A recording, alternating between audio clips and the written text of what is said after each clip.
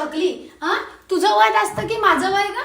पसरली मात्र ही आहे. काजल, हे काजल उठ. काय किती पसरते तो, किती केवढा पसारा काढून ठेवलाय, कोण आवरणार आहे तो? तू काही मला झोपू देऊ नको. उठ उठ उठ. काय सांगायचंय तुला मला सांग. काय म्हणते? आता दिवसभर तुझ्याबरोबर मी मदत करतच होती ना, केलीच ना मी तुला मदत.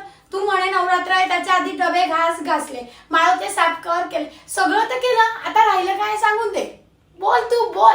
कारण झोपली आहे ना मी, तुला ते अजिबात चालणार नाही. आणि मी तुला काय सांगते ऐक, आत्ताच लक्षात घे तू. ज्या नवरात्रात असे काळे कपडे घालून बसायचं नाही. हा प्रत्येकाला बाजारात गेलं, कुठे गावाला गेलं की गळ्यात कानात हातात घेत राहते आणि आता अशी बसते तू. जर त्या नवरात्रात तू घातलं नाही आणि अशीच आली तर मी जे काही घेतले ना दिल सगळं फेकून. अगं हे कपडे मी नवरात्रात घालणार आहे का? आता दरवर्षीच नवरात्र येतं ना, किती सूचना देते. तुझी चायनीज, पावभाजी, पाणीपुरी हे 2 तारखेच्या आधी खाऊन यायचं बाई. त्यानंतर कांदा लसूण बंद होणारे 8 दिवस. मी घरी करणार नाही, तुला बाहेर जाऊ देणार नाही, एवढं लक्षात ठेव. आणि कांदा लसणाचं काय सांगतेस ग? आजच बंद करून टाक. नवरात्र येईल तेव्हा येईल, तू आज कर बंद. आणि सूचना देऊन झाल्या असतील तर एक छान सांगते तुला माहिती. तू काय कर ना, एक पुस्तक लिह सूचनांचं, ते छाप आणि ते मला गिफ्ट दे.